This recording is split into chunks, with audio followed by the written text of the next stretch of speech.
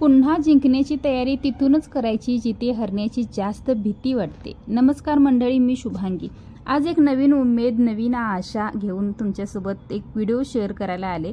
ती म्हणजे आज खास आपण बनवणार आहोत पनीरची भाजी, व्हेज पनीरची भाजी। खूप जणांची रिक्वेस्ट असते की काहीतरी वेगळं बनव, काहीतरी वेगळं बनव। पण वेगळं असं बनवायचं तरी काय, कारण की व्हेजिटेबल्समध्ये भाज्या ह्या एवढ्याच असतात, ह्याच्या व्यतिरिक्त पण असतात, पण त्या एकत्र करून असं आपण काही बनवू शकत नाही। तर म्हटलं चला आज सगळ्यांचा मान राखून ना एक मिक्स व्हेज छान अशी कोल्हापूर स्टाईलमध्ये बनवून दाखवते। इकडे मी पॅन घेतलाय, पॅन मध्ये थोडंसं गरजेनुसार आपल्याला तेल घालायचं आहे। कांदा घालून घेतला, खूप सारा कांदा घातलेला आहे आणि मग काय आपल्याला एक चमचाभर आलं लसूण पेस्ट घालायची आहे। तर आज थोडंसं मसाले घालते बरं का मी। तर इकडे आलं लसूण आणि कांदा, एक एक भाजी आपल्याला, कारण की ह्याच्यामध्ये ना जास्त असं आपल्याला भाजी शिजवायची नाहीये, थोडीशी क्रंची अशी भाजी ठेवायची आहे। त्याच्यामुळे वाफेवरती फक्त भाज्या आपल्याला सगळ्या शिजवून घ्यायच्या आहेत। टॅमॅटो घातला, 2 मोठ्या साईजचे टॅमॅटो घेतले होते आणि 6 ते 7 असे कांदे घेतले होते। सगळं बारीक चिरून छान असा टॅमॅटो पण मऊ होईपर्यंत भाजून घेतला। आणि इथे ना मिरची, शिमला मिरची 3 शिमला मिरची बारीक कट करून घेतल्या होत्या आणि परसबी साधारण पाव किलो असेल एवढी घेतली होती। एकदम बारीक बारीक सगळ्या भाज्या मी कट करून घेतलेत आणि ह्या सगळ्या भाज्या मिक्स करून आपल्याला असं भाजून घेतल्यासारखं घ्यायचे आहेत। आणि आता हे आहे एक मोठं गाजर। गाजरमुळे काय होतं माहितीये का, एक तर मुलं असं ना, आत्ताची जी गाजर तुम्ही बघाल तर मुलं असं खायला बघत नाहीत, कारण की ती वेगळ्याच प्रकारची कसली तरी गाजरं आहेत।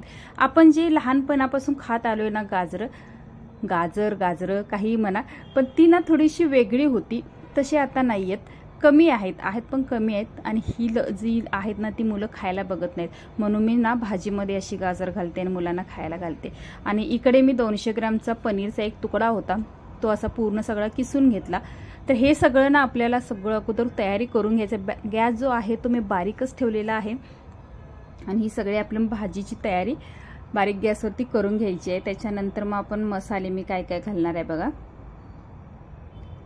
तर इकडे ना हे घातलं आणि मीठ, गरजेनुसार मीठ घातलं, थोडीशी हळद घातली, चवीनुसार तिखट, लाल तिखट तुम्ही कोणतेही वापरू शकता, जसं तुम्हाला आवडेल तशी। ही भाजी गोडमध्ये पण चांगली लागते। आणि एक वाटीभर ना, फुल्ल वाटीभर दही घेतलेलं आहे, चांगलं फेटून वगैरे घेतलं दही। आणि ही मी दही घेतलं आणि त्याच वाटीनं जेवढं दही घेतलं होतं तेवढं घेतलं मी पाणी।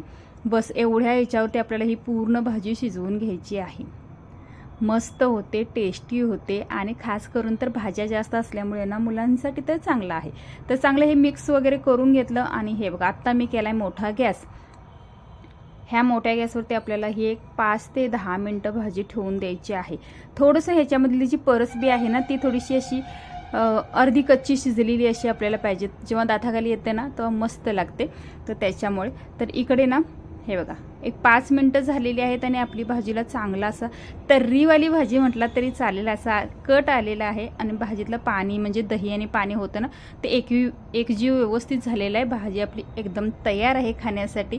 तर इकडे ना थोडंसं स्टाईलमध्ये मी ना प्लेटीत वगैरे काढून ना ट्राय केला की असं कसं दिसतंय बघायला, नाहीतर मी डायरेक्टच अशी कढई झाकण ठेवते आणि ताटामध्ये वाढून घेते, हे असं काही करत नाही। मग म्हटलं आज थोडंसं ट्राय तरी करू।